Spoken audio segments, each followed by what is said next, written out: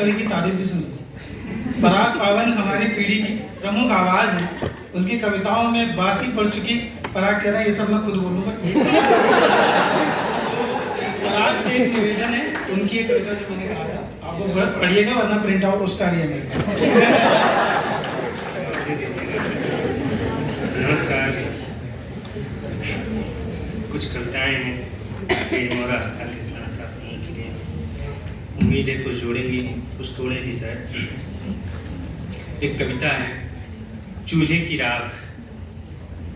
उन दिनों चूल्हे लीप दिए जाते और चौका एक हल्की सी नमी के नीचे कितना पवित्र दिखने लगता था।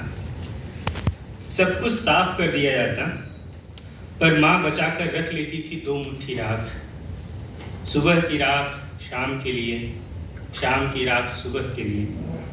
जब व्यक्ति चढ़ जाती आग पर और शुरू हो जाता था पकाने का कार्य व्यापार, हम दोनों भाई माँ की बगल में बैठ जाते। तब माँ हमारे सामने फैला देती थी वही बचाई हुई 2 मुट्ठी राख। उस पर बनाती थी अपनी भाषा का पहला अक्षर। हमें कहती थी पीछा करो इन अक्षरों का। दोस्तों, हमने पीछा किया अक्षरों का और कविता के सुदूर इलाकों तक आए। अब हमारी उम्र माँ की उम्र होती जा रही है। हम भी बचाना चाहते हैं 2 मुट्ठी राख और फैला देना चाहते हैं दुनिया के सामने।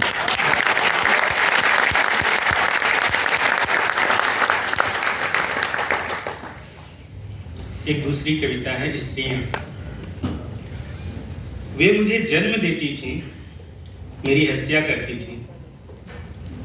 वे मुझे जीवन सिखाती थी और इंतजार, और जो कुछ सिखाती थी उसकी समुद्र तक जाती हुई सूची थी। उनकी देह से अमरता लिपटी रहती थी। उनकी आवाज़ टीन की छत पर धीमी बारिश की तरह मुझे लपेटती थी। जब हृदयहीन सांसारिकता ने मुझसे पूछा कि तुम्हें क्या चाहिए, मैंने कहा मुझे स्त्रियों के पास रहने दो, नदी के पास रहने दो, साहसिक असफलताओं और प्रबुद्ध उदासियों के पास रहने दो। मुझे एक ऐसी पृथ्वी के पास रहने दो जहां नरेंद्र दामोदर दास मोदी की आवाज़ में पहुंचती हो।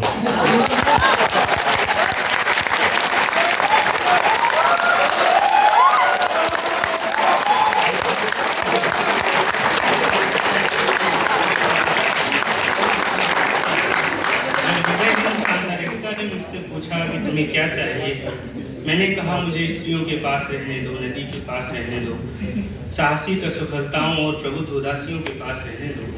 मुझे एक ऐसी पृथ्वी के पास रहने दो जहां नरेंद्र दामोदर दास मोदी की आवाज़ में पहुंचती हो। स्त्रियों के निकट रहकर मुझे विश्वास होता है कि मिट्टी की नमी जरूर लौटेगी और घास अपनी लघुता पर फिर से मुग्ध हो सकेगी। जिस शताब्दी में मैं पैदा हुआ, स्त्रियों पर नई बहसें शुरू हो चुकी थी। मैं भी उन बहसों का एक वाक्य था। मेरे आगे पूर्णविराम नहीं, प्रश्नवाचक था। छुपाऊंगा नहीं, मैं उनका प्रेम पाना चाहता था। छुपाऊंगा नहीं, मैं उनका प्रेम पाना चाहता था। पर इतना शाश्वत था उनका दुख, किसी नियम की तरह उनके प्रेम से पहले पहुंचती थी उनकी पीड़ा, और मेरा सारा संसार एक पनियाई झिलमिलाहट में डूब जाता था।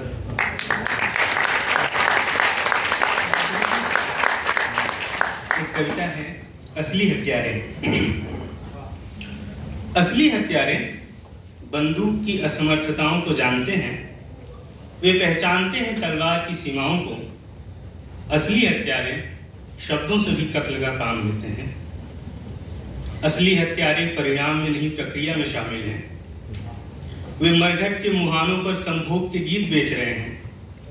भीषण बारिश के मौसम में छतरियों को बदनाम कर रहे हैं। असली हत्यारे महफिल के केंद्र में बैठे हुए महफिल के केंद्र को गाली दे रहे हैं कि महफिल का केंद्र सलामत रहे उनकी परंपरा के लिए।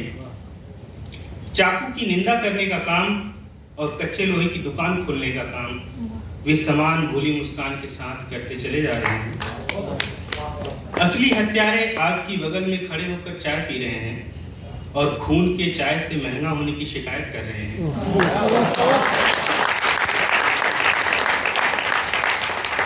असली असली हत्यारे आपकी बगल में खड़े होकर चाय पी रहे हैं और खून के चाय से महंगा होने की शिकायत कर रहे हैं। असली हत्यारों की उम्र 1000 साल है। वे धर्म ग्रंथों की ओट में बैठे हैं। वे आत्मा नहीं, आत्मा की परिभाषा है। हवा उन्हें सुखा नहीं सकती, आग जला नहीं सकती, पानी भिगो नहीं सकता। असली हत्यारे पुस्तकालय जाते हैं, संसद जाते हैं, दोस्त की दावत और टेलीविजन से लौटते हैं, सो जाते हैं।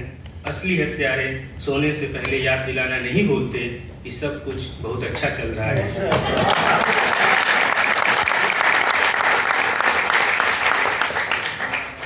कि सब कुछ बहुत अच्छा चल रहा है। असली हत्यारे बांस बोते हैं, उससे सबसे उम्दा किस्म की लाठी और सबसे बेढप बांसुरी बनाते हैं। असली हत्यारों की शिनाख्त करनी हो तो उपसंहार तक कभी मत जाना। असली हत्यारों की शिनाख्त करनी हो तो उपसंहार तक कभी मत जाना। असली हत्यारे भूमिका में अपना काम कर चुके होते हैं।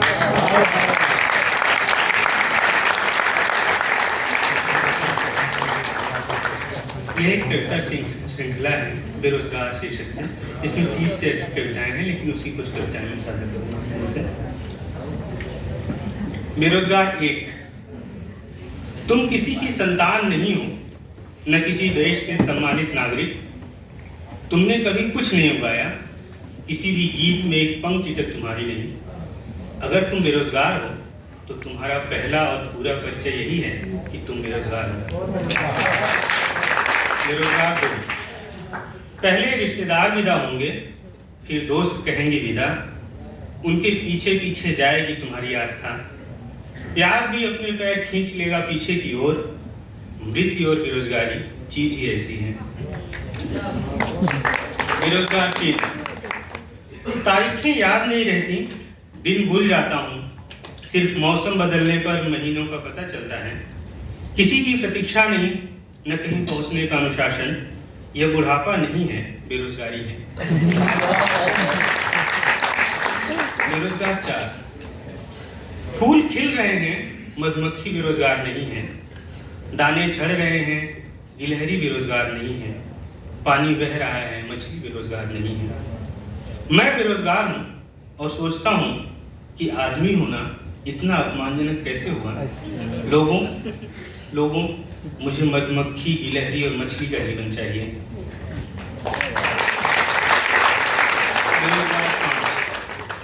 हमारी बेरोजगारी पर भाषण देता है प्रधानमंत्री, पर हमें काम नहीं देता। हमारी बेरोजगारी पर भाषण देता है प्रधानमंत्री, पर हमें काम नहीं देता। वह 18 घंटे करता है काम, जबकि हम मानते हैं कि 8 घंटे से अधिक काम किसी भी व्यक्ति का शोषण है।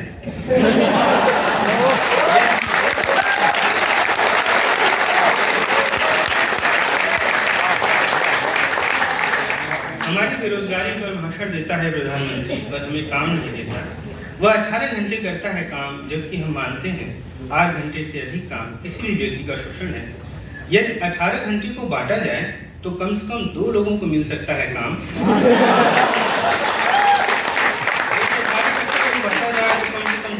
मिल सकता है काम। एक तीसरे की आंख में भी उग सकती है 2 घंटे की चमक। और इस तरकीब से पूरी तरह रोका जा सकता है प्रधानमंत्री का शोषण।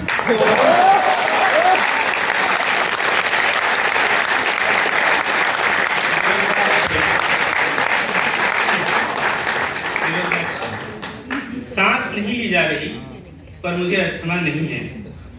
चेहरा छुपाता फिरता हूँ, पर कोई अपराध नहीं किया है। बहुत कुछ कहते कहते रुक जाता हूँ, पर मैं कायर नहीं हूँ। यह बेरोजगारी का गुण है, मुझे चाल रहा भीतर भीतर। मेरे खालीपन को एक भिखारी की जेब अभी अभी आंकी है, और तुम चिल्लाते हो काशी मथुरा बाकी है।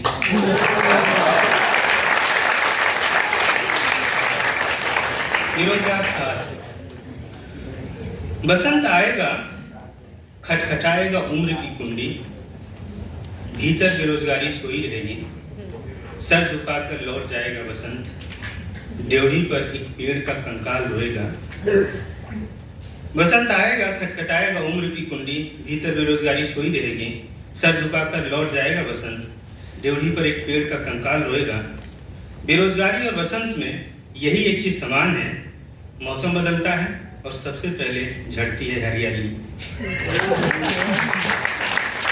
बेरोजगार 9, प्रेम भी अकेला करता है और बेरोजगारी भी। एक का दुख दूर तक जाता है, दूसरे का परिवार तक। प्रेम तो फिर भी एक कहानी लायक छोड़ता है, बेरोजगारी कहीं का नहीं छोड़ती। प्रेम तो फिर भी एक कहानी लायक छोड़ता है, बेरोजगारी कहीं का नहीं छोड़ती। कभी कभी सोचता हूँ यदि प्रेम भी एक काम होता तो मेरे पास होती अनंत नौकरी।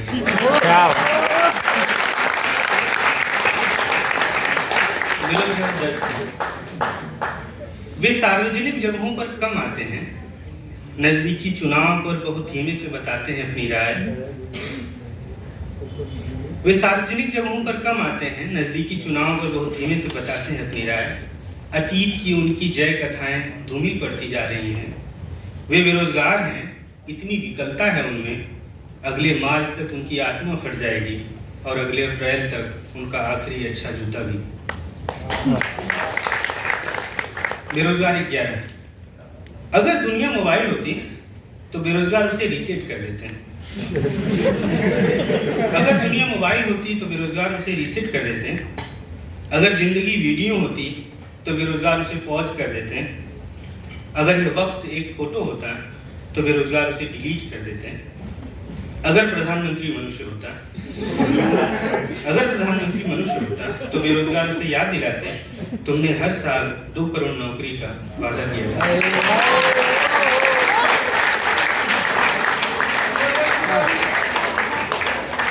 बेरोजगार 19, क्या बेरोजगारी में आपको मां की याद आती है और बचपन की और उन दोस्तों की जो फटी जेब से सिक्कों की तरह कहीं गिर गए?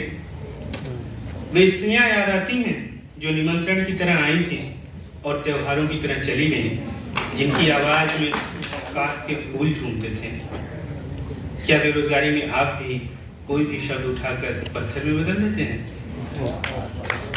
बेरोजगार 21, कभी कभी मिलने आते ताकत के दलाल कहते कि एक मामूली समझदारी और समझौते से खत्म हो सकती है तुम्हारी बेरोजगारी। वे बताते थे कि शक्ति के समीकरणों में हम कहाँ थे और कहाँ हो सकते थे, मात्र एक अल्पकालिक वैचारिक समर्पण से। पर जाने क्या उगता था हमारे खेतों में कि हमारी जांघें अकड़ती थी और ताकत की सबसे महंगी मिठाई पर हम थूक देते थे। 22 और आखिरी, और मेरे कविता पाठ का भी यही अंत है। बेरोजगार 22, मैं ढूंढता हूँ ऐसे साथ जो मेरे एकांत से सुंदर हों। मैं ढूंढता हूँ ऐसे शब्द जो अपने अर्थ से बड़े हों। मैं ढूंढता हूँ ऐसे प्यार जो क्षण से अधिक पूरे हों। मैं ढूंढता हूँ ऐसी सरकार जो धरती से ज़्यादा जवाबदेह हो। मैं ढूंढता हूँ ऐसी नौकरी जो झेल सके मेरी कविताओं को। क्या बात।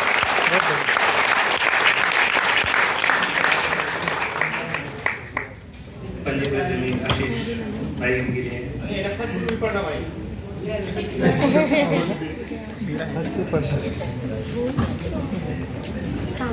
रचित कह रहे हैं पीछे से टाइम हो गया है। नहीं टाइम काट लेंगे।